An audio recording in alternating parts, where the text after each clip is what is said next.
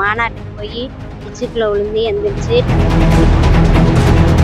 Annamalai sir, Hema Malini அம்மா டெல்லியிலேருந்து எல்லாம் வந்து கவர்மெண்ட் பணம் வரும்னு சொன்னாங்க. ஆனால் எதுவுமே வரலைங்க. 2 குழந்தைங்க இருக்காங்க எனக்கு. எந்த வேலைக்கும் போக முடியாமல் கஷ்டப்பட்டு போன மாதம் 27ஆம் தேதி இந்த மாநாட்டுக்கு போய் டிச்சுக்குள்ள விழுந்து எந்திரிச்சு ட்ரீட்மெண்ட்டுக்கு முதல்ல பக்கத்தில் இருக்க ஹாஸ்பிட்டலில் அட்மிட் பண்ணி ட்ரீட்மெண்ட் பார்த்தாங்க சார். அடுத்த நாள் வந்து ஜிஹெச் கவர்மெண்ட் ஆஸ்பத்திரிக்கு 108 ஆம்புலன்ஸ் மூலியமாக நான் போனேங்க சார். போனேன். அங்கே 3 நாள் ட்ரீட்மெண்ட் பண்ணினாங்க சார். அங்கே வந்து எல்லாம் பார்த்துட்டு போனாங்க சார். ஜோதிமணி அம்மா, அண்ணாமலை சாரு, ஹேமமாலினி அம்மா டெல்லியிலேருந்து எல்லாம் வந்து பார்த்துட்டு போனாங்க.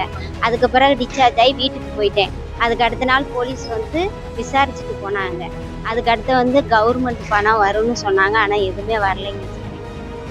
இதையோட 1 மாதம் ஆச்சு. யாருமே வந்து எங்களை பார்க்கவும் இல்லை, ஃபோன் பண்ணி எதுவும் கேட்கவும் இல்லை. விஏஓக்காரங்களுக்கு நாங்கள் ஃபோன் பண்ணி கேட்டால் 2வது பேட்ச் உங்களுக்கு வருமா அப்படின்னாங்க. நாங்கள் உங்கள் லிஸ்டெல்லாம் உங்கள் இடத்து மணியாருக்கு அனுப்பியாச்சு அப்படின்னாங்க. மணியாருக்கு அனுப்பியாச்சுன்னு அங்கே போய் கேட்டால் மணியாரு உங்கள் பேர் இன்னும் வரவே இல்லை அப்படின்னு சொல்லிட்டாங்க சார். இன்னும் எனக்கு எந்த உதவியுமே இன்னும் கொண்டாந்து கொடுக்கலைங்க சார். 2 குழந்தைங்க இருக்காங்க எனக்கு. எந்த வேலைக்கும் போக முடியாம கஷ்டப்பட்டு இருக்கேன்.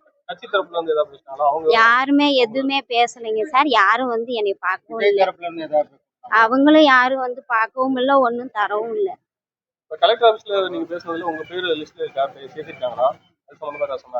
எதுவுமே சொல்லலைங்க சார். பார்த்துட்டு சொல்றேன்னு மட்டும் மனு வாங்கி வச்சுட்டாங்க. பார்த்துட்டு கூப்பிடுறேன். எனக்கு கண்ணுக்கிட்ட 2 காலு, கை எல்லாமே தாங்க சார்.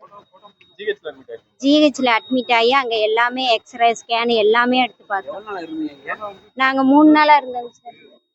மொதல் நாள் டிச்சுக்குள்ள இருந்து தூக்கி பக்கத்தில் இருக்கிற ஹாஸ்பிட்டலில் ட்ரீட்மெண்ட் பார்த்தாங்க. அதுக்கு அடுத்த நாள் 108 ஆம்புலன்ஸ் மூலியமா காந்தி கிராமம் மெடிக்கல் காலேஜில் போய் சேர்ந்தேன். நானும் போனேங்க சார். நானும் பக்கத்தில் உள்ளவங்க எல்லாம் போனோங்க சார். எங்கள் குடும்பத்தில் எங்கள் பாப்பா, என் பையன், எங்கள் வீட்டுக்காரர் எல்லாருமே போனோம். எனக்கு அடிபட்டுச்சுங்க சார். அவங்கெல்லாம் சேஃபாக இருக்காங்க. நான் தாங்க சார்